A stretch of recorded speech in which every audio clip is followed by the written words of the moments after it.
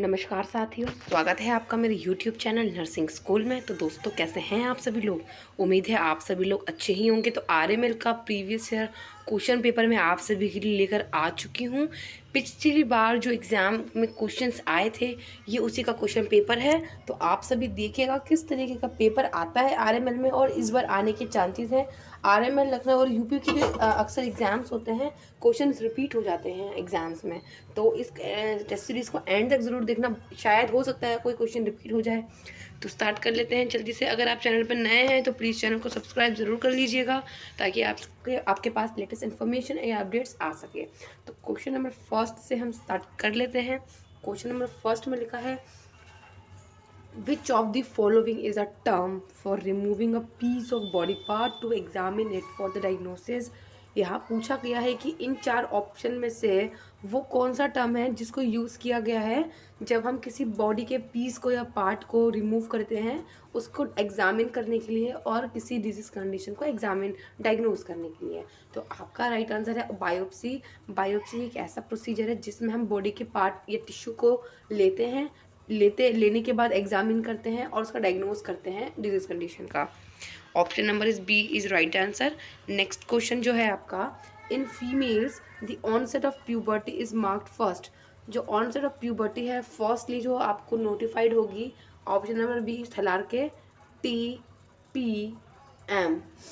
पहले नंबर का है आपका थैलार के, P प्यूबार के सेकेंड, एंड थर्ड नंबर पे आपका मेनार के। सबसे पहले क्या है, ब्रेस्ट बर्ड्स जो है विजिबल होने स्टार्ट हो जाती है, उसके बाद प्यूबिक हेयर्स शोइंग स्टार्ट हो जाते हैं। द नेक्स्ट वन, उसके बाद जो है मेनार के फर्स्ट मेंस्ट्रुएशन बॉडी में अकर होता है। ठीक है, तो ये है प्रोसेस फीमेल्स की प्यूबर्टी की, TPM। ओके, थैलार के, प्यूबार के, मेनार के। Next question, which part of the brain control the heart. Heart का जो कंट्रोल है वो ब्रेन के कौन से पार्ट से होता है? आपका right answer option number B है मेड्यूला ओब्लोंगाटा। मेड्यूला ओब्लोंगाटा में रेस्पिरेटरी सेंटर और हार्ट सेंटर दोनों सेंटर प्रेजेंट होते हैं। ओके, अगर हार्ट की जगह रेस्पिरेटरी सेंटर आता है एग्जाम में तो आपको मेड्यूला ओब्लोंगाटा लगाना है answer. Next question is, arthritis is the disease of inflammation of the joints, this is called arthritis.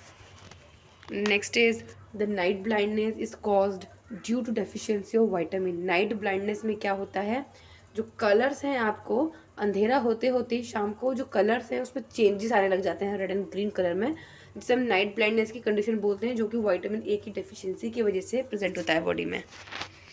The next is, the secretion from the prostate gland enter into दी।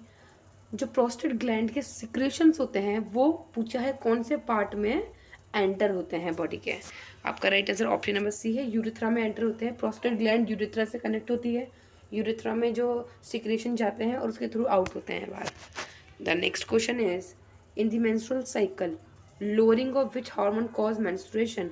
पूछा गया है कि menstrual cycle के time पे किस stage पे ऐसा होता है कि इन चार में से कौन सा ऐसा हार्मोन है जिसके लो होने की वजह से मेंस्ट्रुएशन या पीरियड्स अकर होते हैं। आपका right answer option number A progesterone. Menstrual cycle में मेंस्ट्रुएशन फेज में प्रोजेस्टेरॉन का लेवल लो हो जाता है, जिसकी वजह से ब्लीडिंग स्टार्ट हो जाती है। Next question is, lowest part of pharynx is attach to. जो फेनिक्स का निचला हिस्सा है, अगर ये फेरिंग्स है तो इसका जो लोअर पार्ट है वो किससे जुड़ा होता है?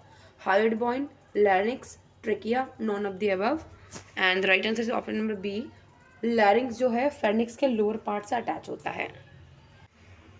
The next question is, the femur bone of human body are also known as. जो बॉडी की फीमर बोन होती है उसको और किस नाम से जाना जाता है? आपका right answer option number B correct है, थाई बोन के नाम से जाना जाता है। The next question is, the function that is not influenced by estrogen. इसमें पूछा गया है कि चार ऑप्शन में से ऐसा कौन सा एक ऐसा ऑप्शन है जो एस्ट्रोजन हार्मोन से इन्फ्लुएंस नहीं होता है। Release of egg from the ovaries, formation of sperms and development of the breast and menstrual cycle. तो आपका राइट आंसर है option number B, formation of sperm जो है ये एस्ट्रोजन का फंक्शन नहीं है। ओके, बी ऑप्शन राइट है आपका। नेक्स्ट क्वेश्चन आपका यहीं पे है, deficiency of which of the following vitamins cause the pernicious anaemia. 4 option आपके सामने हैं, आपका ऑप्शन नंबर सी करेक्ट है। विटामिन B12 की डेफिशिएंसी की वजह से परनीशियस एनीमिया होता है। और यहाँ पे एक इंपॉर्टेंट पॉइंट और जोड़ देती हूँ, विटामिन B12 की डेफिशिएंसी किस कंडीशन में हो सकती है? या तो गैस्ट्रिक सर्जरी की वजह से हो सकता है ऐसा, gastric surgery, because intrinsic factors जो होते हैं, इंट्रिंसिक फैक्टर्स जो हैं वो गैस्ट्रिक लेयर जो है चीफ सेल से प्रोड्यूस होते हैं। और जो चीफ सेल्स होती हैं बॉडी की, सॉरी यहाँ पे पैरिटल सेल्स की बात करते हैं हम, पैरिटल सेल्स जो है इंट्रिंसिक फैक्टर प्रोड्यूस करती हैं, सिक्रिएट करती हैं इंट्रिंसिक फैक्टर्स, ठीक है। इंट्रिंसिक फैक्टर को कौन सिक्रिएट करता है? Parietal cells of the stomach, ठीक है। अगर स्टमक की कोई सर्जरी होगी तो इंट्रिंसिक फैक्टर सिक्रिएट नहीं हो पाएगा, और जो इंट्रिंसिक फैक्टर होता है वो ही रिस्पॉन्सिबल होता है for the absorption of vitamin B12। Okay, अगर ये दिक्कत हो गई, और साथ ही साथ आपका जो है एंड नेक्स्ट कंडीशन हो सकती है माल एब्जॉर्प्शन सिंड्रोम। माल एब्जॉर्प्शन सिंड्रोम में क्या होता है कि स्टमक में या इंटेस्टाइन में कुछ भी एब्जॉर्प्शन ठीक तरीके से नहीं होता है, जिसके वजह से भी विटामिन B12 की डेफिशिएंसी हो सकती है। Okay, the next is what is the straight tube about 40 centimetre long and that carry the sperm to the spinal vesicles and that is called what। यहाँ पे ये पूछा गया है कि उस ट्यूब का नाम बताना है, वो स्ट्रेट ट्यूब जो कि 40 सेंटीमीटर की होती है, जो कि 40 सेंटीमीटर की लंबी होती है, और वो स्पर्म को कैरी करती है कहाँ पे? सेमिनल वेसिकल्स तक। तो उसको क्या बोलते हैं?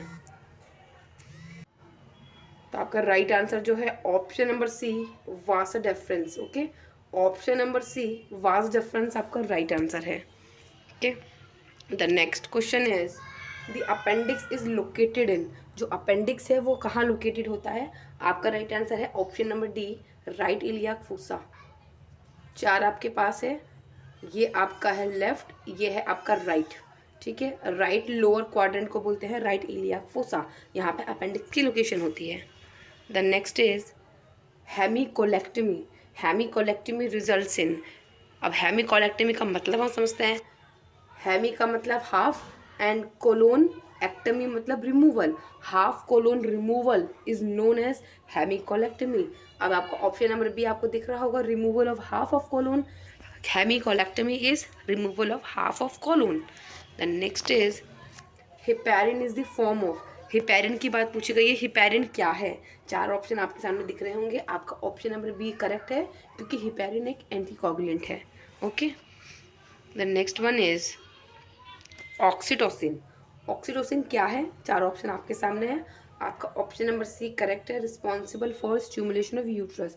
यूट्रस को स्टिमुलेशन के लिए रिस्पॉन्सिबल होता है ऑक्सीटोसिन, जो कि लेबर की प्रोसेस के दौरान काफ़ी ज़्यादा इंपॉर्टेंट होता है। The next is excessive production of thyroid hormone.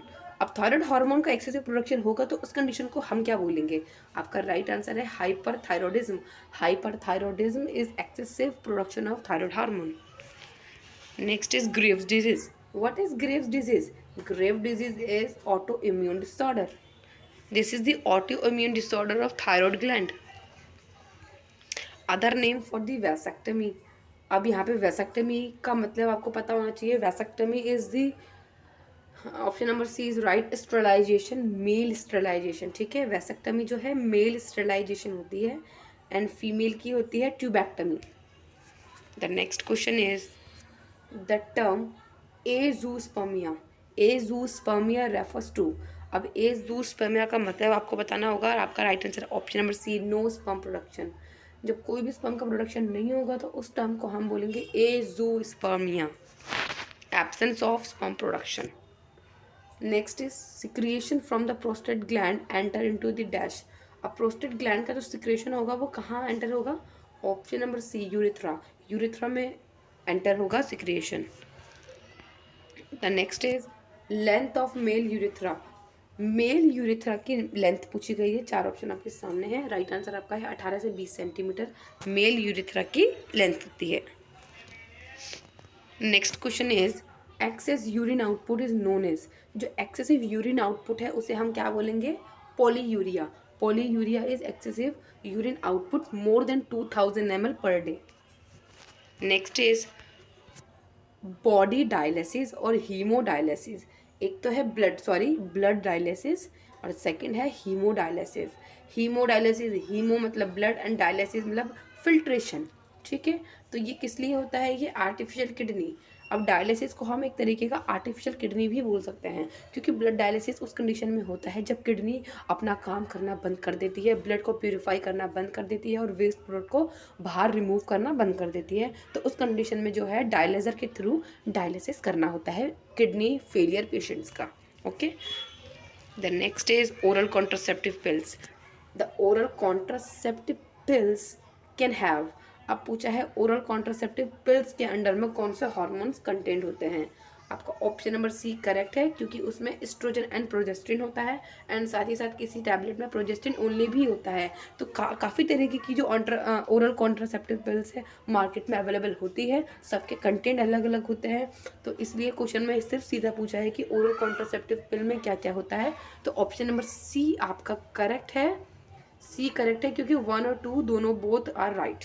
Okay, the next question is deficiency of which vitamin cause the scurvy disease. Scurvy disease किस वाइटामिन की कमी की वजह से होता है? स्कर्वी वाइटामिन सी की कमी की वजह से होता है, जो कि ब्लीडिंग गम कंडीशन होती है, ब्लीडिंग गम्स.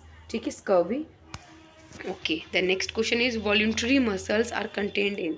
अब बोला है जो वॉल्यूंटरी मसल्स हैं वो कहाँ पे पाई जाती है. आपका ऑप्शन नंबर बी है, हैंड लिम्स में जो है वॉल्यूंटरी मसल्स आपके कंटेन होती हैं. The next question is which gland control function of other endocrine glands. हमारी बॉडी में काफ़ी सारी एंडोक्राइन ग्लैंड्स मौजूद हैं, बट उन एंडोक्राइन ग्लैंड्स को कंट्रोल करने के लिए भी एक मास्टर ग्लैंड बॉडी में प्रेजेंट होती है. जैसा कि आपने देखा होगा आपके ऑफिस में काफ़ी सारे एम्प्लॉयज़ काम करते हैं, बट उनको कंट्रोल करने के लिए एक सीईओ होता है या बोल सकते हैं डायरेक्टर होता है जो कि सबको कंट्रोल करता है. उसी तरीके से बॉडी में भी काफ़ी सारी एंडोक्राइन ग्लैंड्स होती हैं जो कि बॉडी के सिस्टम्स को बैलेंस रखती है और काम करती है बॉडी का.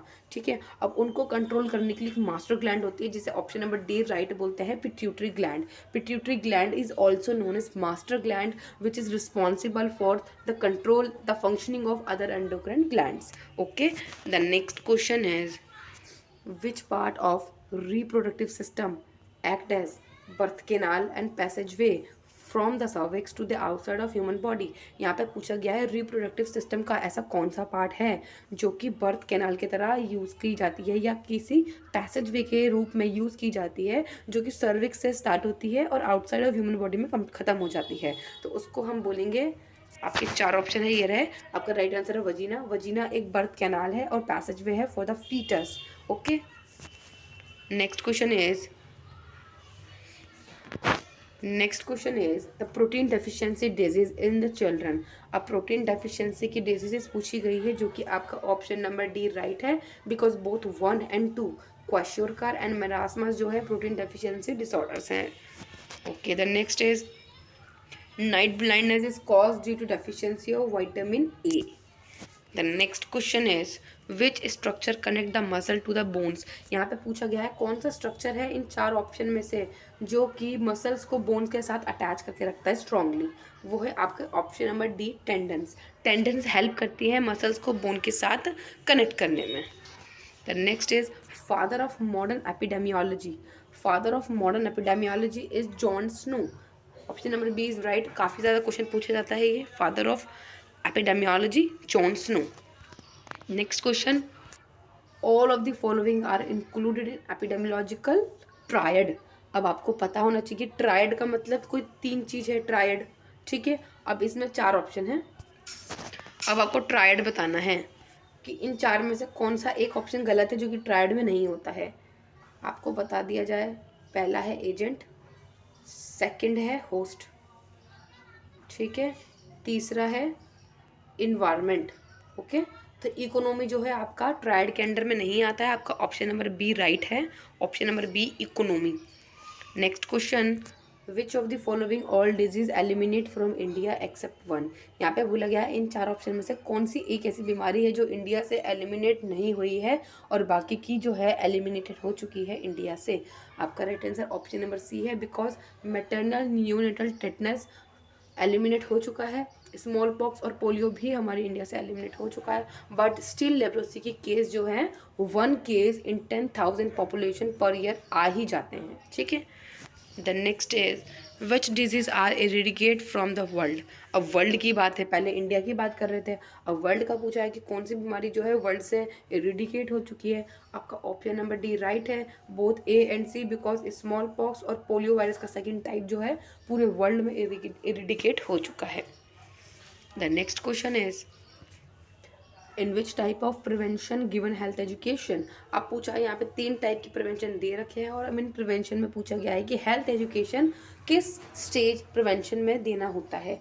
आपका जो राइट आंसर है वो है option number B, primordial prevention. Primordial prevention में जो है हेल्थ एजुकेशन दी जाती है।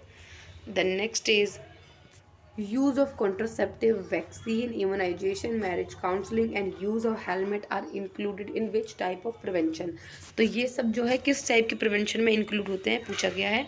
आपका राइट आंसर है option number C, primary prevention में ये सब यूज़ किए जाते हैं, जो हाई रिस्क बिहेवियर होते हैं उसे प्रिवेंट किए जाते हैं। The next question is which part of spinal cord affect during polio.